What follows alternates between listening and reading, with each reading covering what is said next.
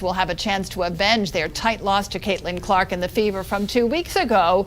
The two teams will face off at Capital One Arena again on September 19th. The game will be the fourth one played by the Mystics in the larger venue. Tip-off is set for 7 p.m. And that'll do it for us here at 8 a.m. Thanks for watching today. You can get news, traffic, and weather updates anytime with the free 7 News app. Coming your way next, it's the National Weather Desk with Angela Brown. Have a great day.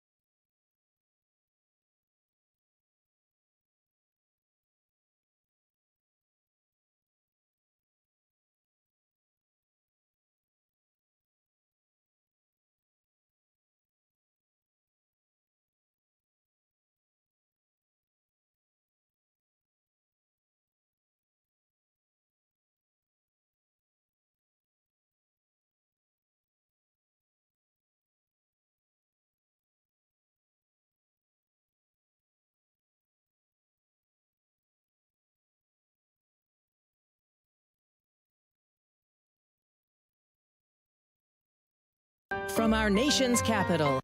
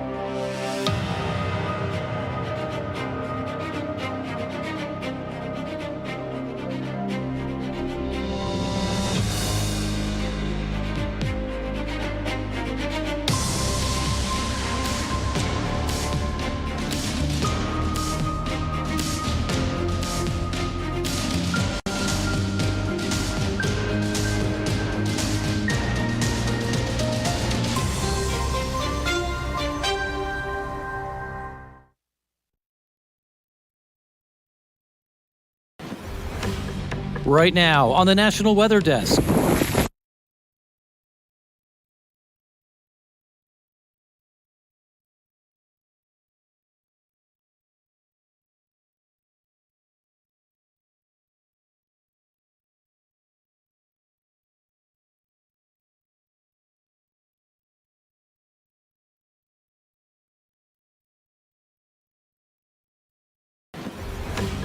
Right now on the National Weather Desk. Alberto's arrival, the season's first named storm, brings heavy rain and wind to Mexico and southern Texas. The rain, the showers have been on and off. Hot enough for you? Heat records will fall across the country again today, and all of this is happening on the first day of summer. The sun is its highest angle in the sky, the longest daylight hour of the year. We have important warnings about how the heat impacts your car and your pets. And if it feels hot to you, it's going to be too hot for their paws. Deadly wildfires. Firefighters finally get some relief as they battle flames in New Mexico. We could see this expand to one of the most devastating fires that we've seen in southern New Mexico. And we'll show you the dust storm that blew through a portion of the Southwest. From our nation's capital, this is the National Weather Desk. Good morning and welcome to the National Weather Desk. I'm meteorologist Matt Ritter. We are once again following three major weather stories across the country. First, Tropical Storm Alberto, the first named storm of the year, just made landfall in Mexico.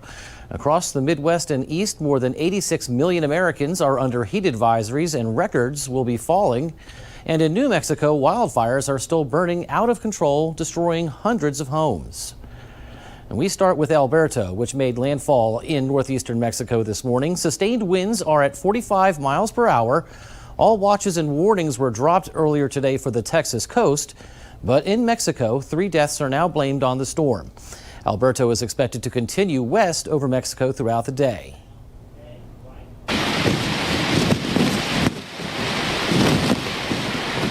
Long before landfall, Alberto's tropical storm force winds and heavy rain made an impact on South Padre Island. Water quickly surged onto roads, and since the winds caused some minor damage, up to 10 inches of rain is expected in South Texas. And here's what it looked like in Matagorda, Texas. That's south of Houston on the Gulf Coast. And you can see here there's so much water on the road, the pelicans came ashore for easy fishing. The water is also under the houses there, which are on stilts just for days like this. Corpus Christi also flooded. Roads and parking lots disappeared under the 4 feet of storm surge. The good news is that high tide for this morning has already passed, so conditions will be improving throughout the day. Officials in the city said they were ready for Alberto's impact. Corpus Christi is an evacuation city, so we have to be prepared to evacuate those in our community that don't have a means to evacuate themselves. We should also note there are 2 other disturbances the National Hurricane Center is monitoring. Neither is expected to become a named storm over the next few days. Alberto also produced this waterspout, which was visible off the coast at Jamaica Beach. The combination of tropical air and wind shear helped spawn the waterspout. It appears to have died out before reaching shore. If it had made landfall, the National Weather Service would have issued a tornado warning for the area. And now to the dangerous heat dome that settled over the Midwest and the Northeast. Many records fell yesterday and several more will be set today. This morning, there are excessive heat warnings from Ohio to northern New England. The heat index in Bangor, Maine could reach 107 degrees today. Even the temperatures in Maine are higher than South Florida. The worst of the heat won't arrive in the mid-Atlantic until this weekend, when the mercury could approach triple digits in Washington, D.C. And when it comes to extreme heat, it's not just the number on the thermometer that matters. There's something called the heat index, sometimes referred to as the feels-like temperature. Meteorologist Violet Schreiber explains what it is and why it's so important. So first, let's explain why we have a thing called the heat index. First of all, we know our bodies sweat. Normally, they like to stay near 98.6 degrees. So when our body temperature rises, we begin to sweat, and that's released from our skin as a way to cool ourselves down. The water from the sweat evaporates, and that draws heat out of the body through a process called evaporative cooling. However, when it's muggy, this doesn't happen as easily. Our sweat fails to evaporate from our skin, keeping the warmth in our body and leaving you feel sticky. So that's why we have heat index values, or real field temperatures, when things become muggy. This is the National Weather Service's chart that they use to determine the heat index based on the temperature versus the relative humidity. So an example, over the past couple of days, we've been in the low 90s. The relative humidity about 60%. That means the real field temperature is in the lower 100s. Now, what does this mean, each of these categories, stretching from caution to extreme danger? Well, heat stroke is likely when we have heat indices of 126 or greater. We start to see people with muscle cramps and heat exhaustion likely in that danger zone, 104 to 125. And it's less likely when you drop below 103 degrees. And the deaths from heat-related illnesses has been skyrocketing in previous years. Just this past year, we had 2,300 deaths and about 1,500 in the last 5 years. So we want to prevent this from happening and make sure to stay hydrated and find shade during the hottest parts of the day. When temperatures spike to dangerous levels, it's not just heat exhaustion or heat stroke you have to keep in mind. Liz Bonus shares other heat dangers that can impact your health. For example, we're all prone to sunburn in the heat, but Dr. Andrew Straw, an associate professor of pharmacy practice at Ohio's Cedarville University, told me people on certain medications can burn more quickly than those not on the drugs. Some of these would be antibiotics as a big one. And this is true. There are some antibiotics that can make sunburn worse. And so it's really important to be aware of that so you can take preventative measures until that antibiotic is completed, even a few days after it's completed, to make sure it doesn't cause a severe sunburn. In addition to sunburn, certain health conditions are aggravated by heat. The heat can aggravate, especially some of our patients that I see with some breathing disorders like asthma or COPD. It can be in the humidity, especially. Tick bites are also a problem in the heat. We're outdoors, but we don't want to wear long sleeves and pants for protection against these critters. Symptoms mimic heat-related problems, so you might not even know you have a bite until you get headaches, nausea, muscle and joint pain, as well as a distinct rash. What should you do if you're worried about some of these symptoms? It's great to be able to, especially now with electronic health records, sometimes you can send your doctor a picture of what that bite looks like, and that can be really helpful to them to actually see what's going on and recommend something right away. Finally, he says dehydration impacts all of us, but certain people take blood pressure medications that actually push water out of the body, adding danger. Wildfires in New Mexico claimed the life of a second person on Wednesday, and now more than 14,000 structures have been destroyed. Heavy rain and hail fell late in the day Wednesday, giving relief to firefighters. However, the threat of high winds and flash floods impacted routes that first responders and those delivering aid were using. Eileen Herrera has more. Fire Station 1 on Ruidoso on Meacham, the firefighters are staying at and stuff like that to make sure they stay taken care of with water, hygiene products, sunscreen, chapstick, you name it, all that kind of stuff like that. People in areas surrounding Ruidoso are trying to deliver donations to firefighters and first responders who are battling the two active wildfires. But with new road closures in place, some routes that were open weren't usable anymore. We've sent 4 more trailers out that up through this area, so I'm hoping they got out. They haven't come back yet, and I haven't seen them going this way. State officials say they are looking to help more people over the next few days. The governor's office is here, and over the next few days, we could see this expand to one of the most devastating fires that we've seen in southern New Mexico. Donations to fire crews are now partially being directed to Inn of the Mountain Gods. The director of marketing at the resort says some fire crews are staying here as they fight the wildfires. Firefighters that are here helping fight the blaze to get something to eat, get some rest, get their information and updates at all. We've got forestry, tribal, U.S. Forest, the local officials as well. Volunteers who made their way to the hotel are helping get food and supplies to first responders and other people who are seeking shelter here. They're also collecting donations from people who are traveling to Ruidoso to drop off supplies. As part of the evacuation center, that team that was brought in, they're receiving the donations. Community involvement from all over the state has been amazing.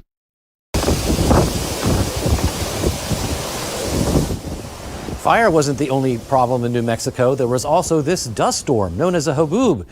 It was so big, it was captured on satellite imagery last night. The National Weather Service warned visibility along Interstate 10 could suddenly drop to less than a quarter of a mile. So far, there are no reports of serious crashes. And coming up on the National Weather Desk, we'll look at how the extreme heat can impact farmers and their livestock.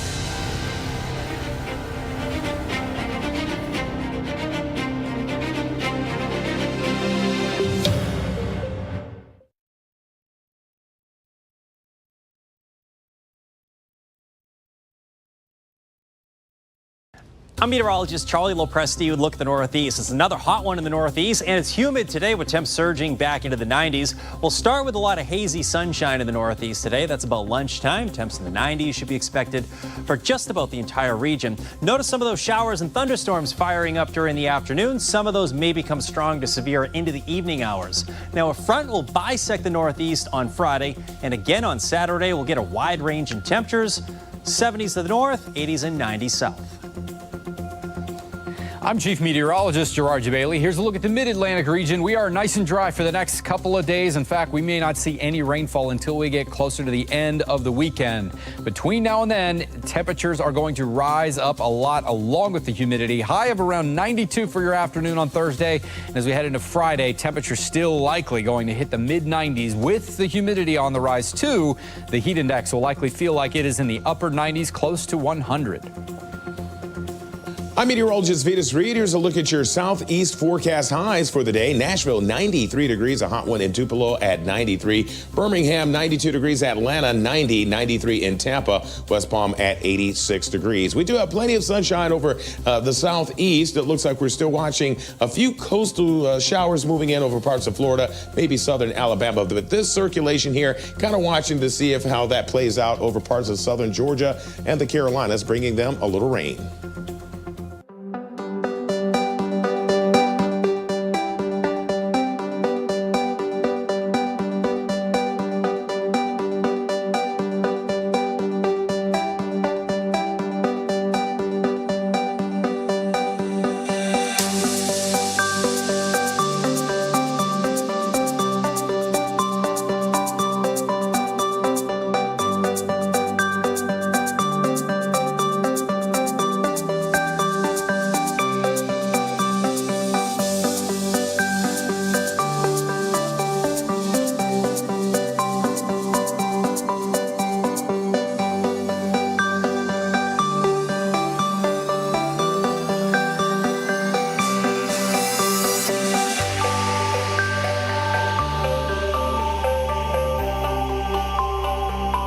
You are watching the National Weather Desk.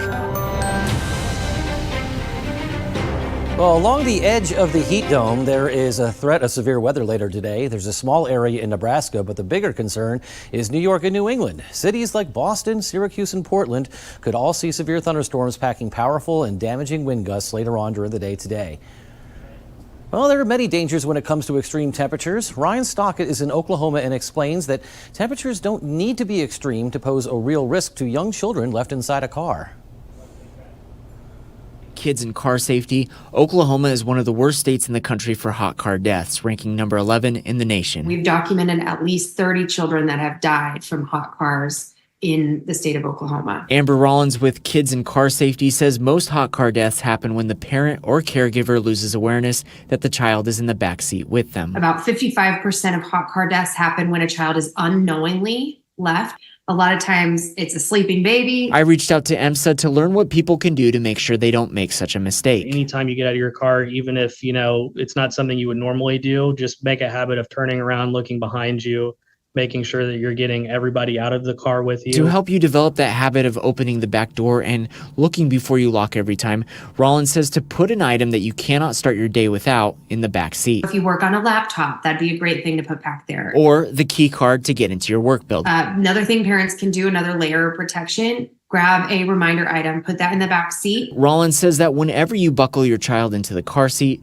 to move that reminder item to the front seat as a visual cue. Gage Holloman with EMSA says that no amount of time in a car is safe for kids or pets to be left there, especially when air conditioning is not on. Running into a liquor store and you can't take your kid with you in. So people think that, I'll be right back. It's not a big deal. He says to instead make plans. Find somebody that can watch them while you go run those errands.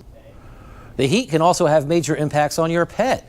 Let's take a look at this recent Instagram post from meteorologist Tara Blake about heat and pet safety.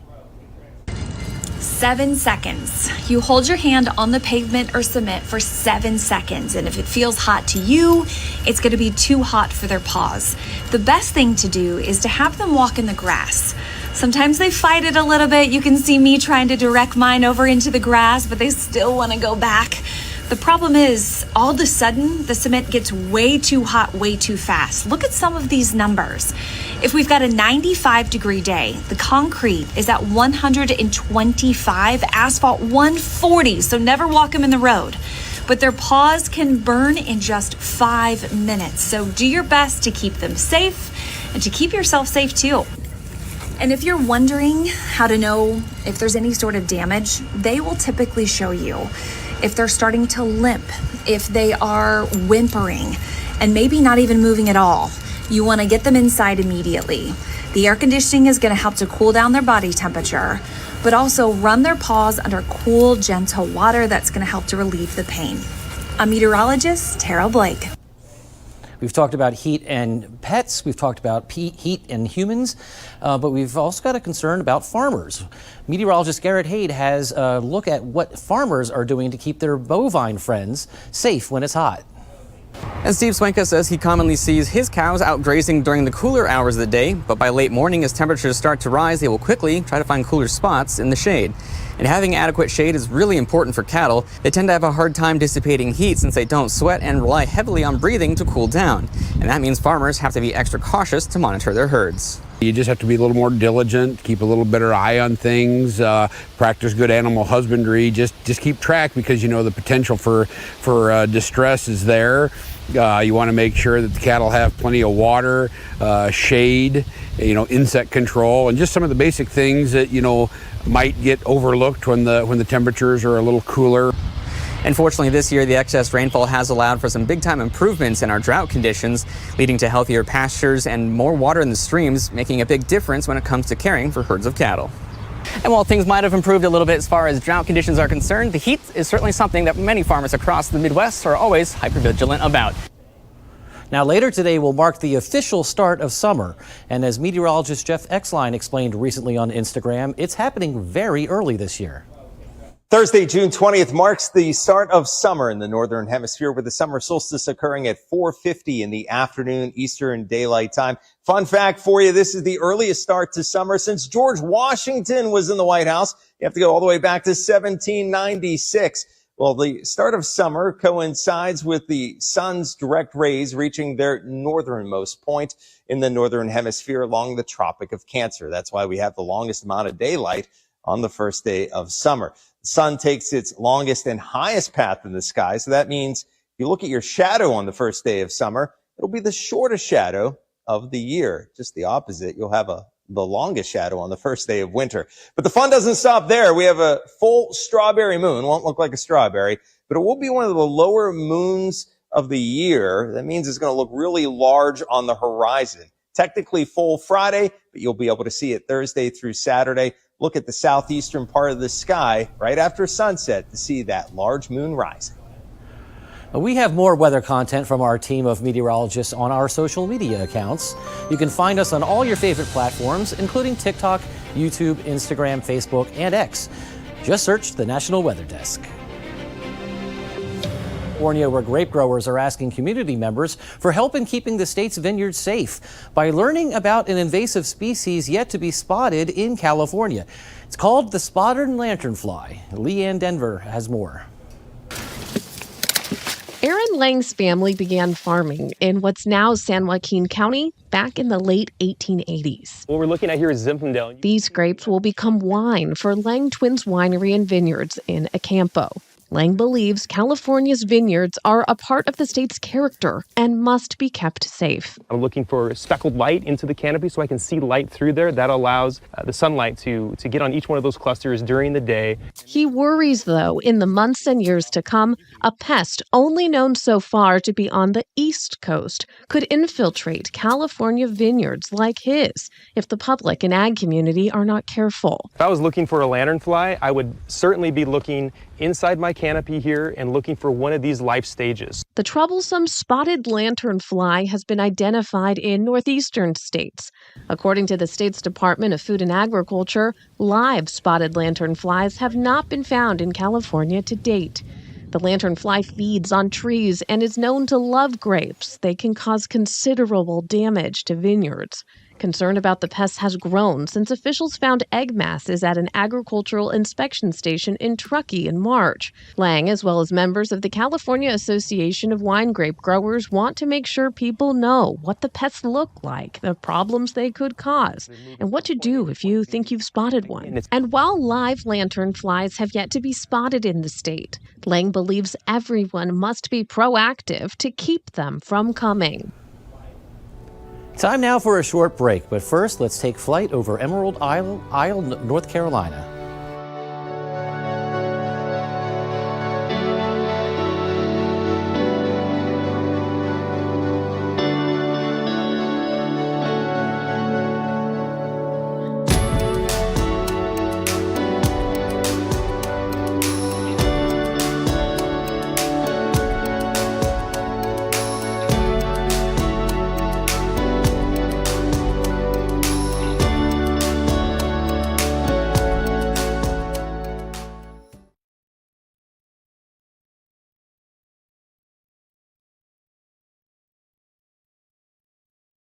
Good morning, I'm meteorologist Alex Garcia. Here's a look at your regional weather. Temperatures generally into the upper 70s to mid 70s. A little cooler as you get up into the north, but boy, it is warm and humid and cloudy down along the coast. What's left of Tropical Storm Alberto moving into Mexico. Still a little bit of a trough line there. Look for more scattered tropical showers across the Lone Star State today as temperatures stay cool there, but warm elsewhere. I'm meteorologist Alex Garcia. That's a look at your regional weather.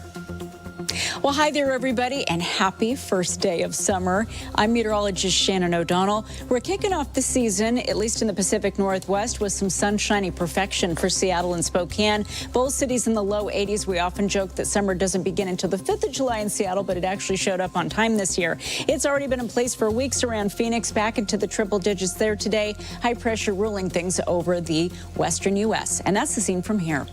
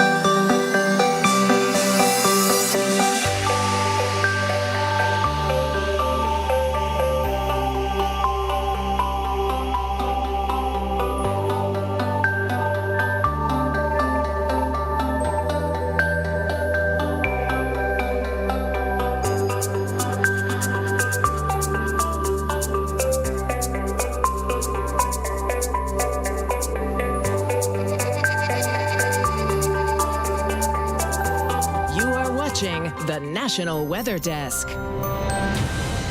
As the heat wave grips most of the country, many are on guard against heat illness. Meteorologist Peter Hall says staying hydrated is only part of the equation. Here's what you need to be aware of, okay? What is heat exhaustion and heat stroke? You can see the words on the screen if you're listening to my voice but not watching the TV. Come on over. Here's what you need to realize, okay? Heat exhaustion, you got to get to a cool air-conditioned place, drink water, and take a cool shower if you're feeling any of those things on the left. On the right, if you've got any of those things, now you may be running into heat stroke, and that is an extremely serious situation.